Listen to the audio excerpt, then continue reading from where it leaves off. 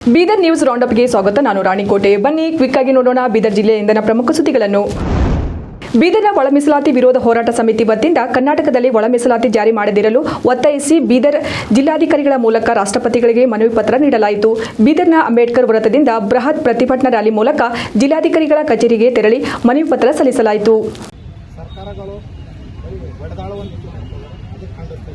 ಕೆಲವೊಬ್ಬರು ಅವಹೇಳನಕಾರಿ ಮಾತುಗಳಾಗ್ತದೆ. ಹೆಂಗಂತಂದ್ರೆ ಇವತ್ತು ಒಂದೊಂದು ಜಾತಿ ಮಧ್ಯದಲ್ಲಿ ಎತ್ತಕ್ಕಂಥದ್ದು ಹೋಮಗಲಭೆ ಸೃಷ್ಟಿಯಾಗಂಥದ್ದು ಮಾಡ್ತಾರೆ.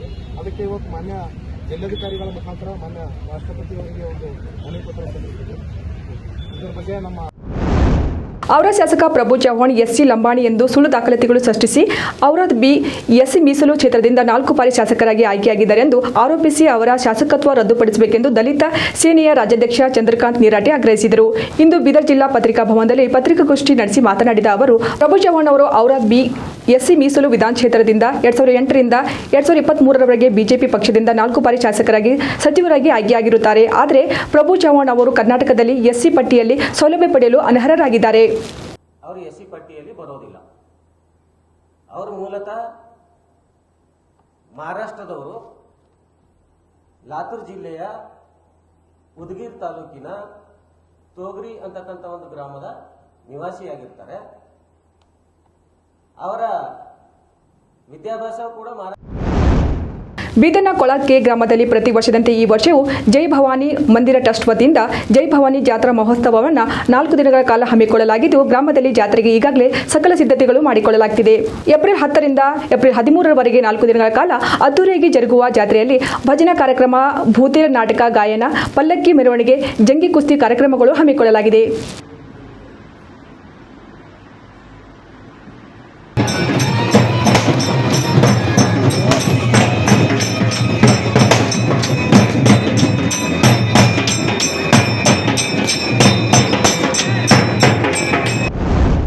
ಜಾತ್ರಾ ಕಾರ್ಯಕ್ರಮದ ಅಂಗವಾಗಿ ಉತ್ತರ ಕರ್ನಾಟಕ ಸುದ್ದಿವಾಹಿನಿಯೊಂದಿಗೆ ಮಾತನಾಡಿದ ಜೈ ಭವಾನಿ ಮಂದಿರ ಟ್ರಸ್ಟ್ನ ಗೌರವಾಧ್ಯಕ್ಷ ಸಂತೋಷ್ ಕೋಟೆ, ವರ್ಷದಂತೆ ಈ ವರ್ಷವೂ ಜೈ ಭವಾನಿ ಮಂದಿರ ಟ್ರಸ್ಟ್ ವತಿಯಿಂದ ಜೈ ಭವಾನಿ ಜಾತ್ರಾ ಮಹೋತ್ಸವವನ್ನು 4 ದಿನಗಳ ಕಾಲ ಹಮ್ಮಿಕೊಳ್ಳಲಾಗಿದೆ.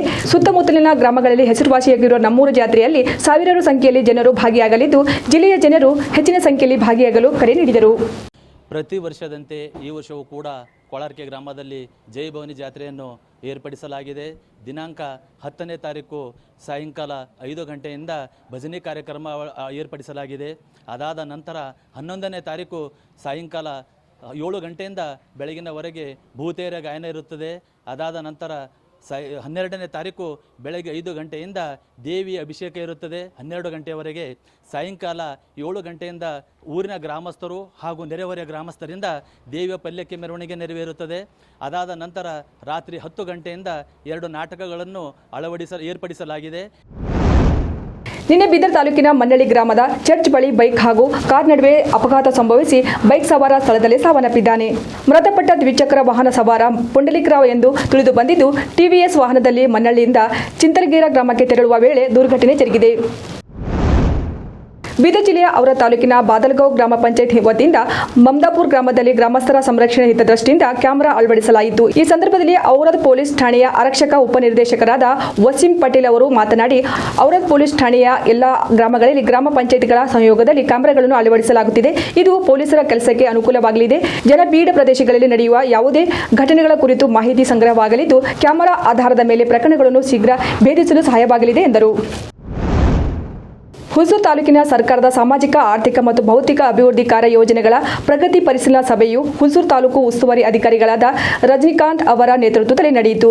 ಸಭೆಯಲ್ಲಿ ಮಾತನಾಡುತ್ತಾ ತಾಲೂಕಿನ ಬಡ ಮತ್ತು ಕೂಲಿ ಕಾರ್ಮಿಕರಿಗೆ ಸರ್ಕಾರದ ಪ್ರತಿಯೊಂದು ಯೋಜನೆಗಳು ಸಿಗುವಂತೆ ಪ್ರತಿಯೊಬ್ಬ ಅಧಿಕಾರಿಗಳು ಶ್ರಮವಹಿಸಬೇಕು ಎಂದು ತಿಳಿಸಿದರು. ವಿವಿಧ ಬೇಡಿಕೆ ಈಡೇರಿಸುವಂತೆ ಆಗ್ರಹಿಸಿ ವೈನ್ಸ್ ಮಾಲೀಕರು ಇಂದು ಬೀದರ್ನಲ್ಲಿ ಬೃಹತ್ ಪ್ರತಿಭಟನೆ ಹಮ್ಮಿಕೊಳ್ಳಲಾಯಿತು. ಅಂಬೇಡ್ಕರ್ ವೃತ್ತದಿಂದ ಜಿಲ್ಲಾಧಿಕಾರಿ ಕಚೇರಿವರೆಗೆ ಪ್ರತಿಭಟನಾ ರ್ಯಾಲಿ ಮೂಲಕ ತೆರಳಿ ಜಿಲ್ಲಾಧಿಕಾರಿಗಳ ಮೂಲಕ ಸಿಎಂಗೆ ಮನವಿ ಸಲ್ಲಿಸಿದ ವೈನ್ಸ್ ಮಾಲೀಕರು. ಕುಡಿದ ಮತ್ತಿನಲ್ಲಿ ಅಂಗಡಿಗಳಿಗೆ ನುಗ್ಗಿ ಪುಂಡಾಟ ಮೆರೆದಿದ್ದ ಯುವಕರು ಬಸವಕಲ್ಯಾಣ ನಗರ ಪೊಲೀಸರ ವಶವಾಗಿದ್ದಾರೆ. ಕೈಯಲ್ಲಿ ಚಾಕು ಹಿಡಿದು ಹಪ್ತ ವಸೂಲಿಗಿಳಿದಿದ್ದರು. ಬಸವಕಲ್ಯಾಣ ನಗರದ ತ್ರಿಪುರಾಂತ್ ಹೋಟೆಲ್ ಮತ್ತು ಅಂಗಡಿಗಳಲ್ಲಿ ಚಾಕು ಹಿಡಿದು ಪುಂಡಾಟ ಮೆರೆಯುತ್ತಿದ್ದ ಇದೀಗ ಇಬ್ಬರು ಆರೋಪಿಗಳು ಬಂಧನವಾಗಿದ್ದಾರೆ. ಅವರ ಶಾಸಕ ಪ್ರಭು ಚವ್ಹಾಣ್ ಸುಳ್ಳು ದಾಖಲೆಗಳು ಸೃಷ್ಟಿಸಿ ಔರಾದ್ ಶಾಸಕರಾಗಿದ್ದಾರೆಂಬ ಆರೋಪದ ವಿಚಾರವಾಗಿ ಉತ್ತರ ಕರ್ನಾಟಕ ಸುದ್ದಿವಾಹಿನಿಯೊಂದಿಗೆ ಮಾತನಾಡಿದ ದಲಿತ ಸೇನೆಯ ರಾಜ್ಯಾಧ್ಯಕ್ಷ ಚಂದ್ರಕಾಂತ್ ನೀರಾಟೆ, ಸಮಾಜ ಕಲ್ಯಾಣ ಇಲಾಖೆಯ ಅಧಿಕಾರಿಗಳು ಮನಸ್ಸು ಮಾಡಿದರೆ ಚವ್ಹಾಣ್ ಸುಳ್ಳು ಜಾತಿ ಪ್ರಮಾಣ ಪತ್ರವನ್ನು ರದ್ದು ಮಾಡಬಹುದು. ಹಿಂದುಳಿದ ವರ್ಗ ನಾಯಕ ಸಿದ್ದರಾಮಯ್ಯನವರು ಈ ವಿಷಯವನ್ನು ಗಂಭೀರವಾಗಿ ಪರಿಗಣಿಸಬೇಕು ಎಂದರು. ಅವರು ಜಾತಿಯನ್ನು ಕಾಸ್ಟ್ ಸರ್ಟಿಫಿಕೇಟನ್ನು ರದ್ದುಗೊಳಿಸ್ತಕ್ಕಂಥ ಪ್ರಕ್ರಿಯೆ ಆಗ್ತದೆ. ಇದಕ್ಕೆ ನಮ್ಮ ಮಾನ್ಯ ಮುಖ್ಯಮಂತ್ರಿಗಳು ಅವ್ರ ಬಗ್ಗೆ ನಮಗೆ ಅಪಾರವಾದ ಗೌರವ ಇದೆ. ನಮ್ಮ ಹಿಂದುಳಿದ ನಾಯಕರು ಇದ್ದಾರೆ. ಅವರು ಇಂಥ ಒಂದು ಗಂಭೀರ ಪರಿಸ್ಥಿತಿಯನ್ನು ಅವರು ಅರ್ಥ ಮಾಡ್ಕೊಳ್ಬೇಕು. ಇಂಥ ಪ್ರಕ್ರಿಯೆಗಳು ಇನ್ನು ರಾಜ್ಯದಲ್ಲಿ ಎಲ್ಲೂ ಕೂಡ ಆಗಬಾರ್ದು. ಆ ಒಂದು ದೃಷ್ಟಿಯಿಂದ ಈ ಪ್ರಭು ಚವ್ಹಾಣ್ ಅವರು ಏನು ಸುಳ್ಳು ಜಾತಿ SC ಇದೆ ಅಂತೇಳಿ ಏನು ಸರ್ಟಿಫಿಕೇಟ್ ತಗೊಂಡಿದ್ದಾರೆ, ಶಾಸಕರೇ ಆಗಿದ್ದಾರೆ, ಅವ್ರ ಶಾಸಕತ್ವವನ್ನು ರದ್ದುಗೊಳಿಸಬೇಕು. ಅವ್ರ ಕಾಸ್ಟ್ ಸರ್ಟಿಫಿಕೇಟನ್ನು ರದ್ದುಗೊಳಿಸಬೇಕು. ಮತ್ತು ಅವರು ಇಲ್ಲಿವರೆಗೆ ಏನೇನು ಅನುಭವಿಸ್ಯಾರ ಸರ್ಕಾರದಿಂದ MLA ಆಗಿ ಮಂತ್ರಿಯಾಗಿ ಆ ಎಲ್ಲ ಸೌಲಭ್ಯಗಳನ್ನು ಮುಟ್ಟುಗೋಲು ಹಾಕೋಬೇಕು. ಅವರು ರಿಕವರಿ ಮಾಡ್ಕೋಬೇಕು ಮತ್ತು ಅವರ ಆಸ್ತಿಯನ್ನು ಮುಟ್ಟುಗೋಲು ಹಾಕಬೇಕು ಅಂಥೇಳಿ ಈ ಮೂಲಕ ನಾವು ಒತ್ತಾಯ ಮಾಡ್ತಾ ಇದ್ದೀವಿ.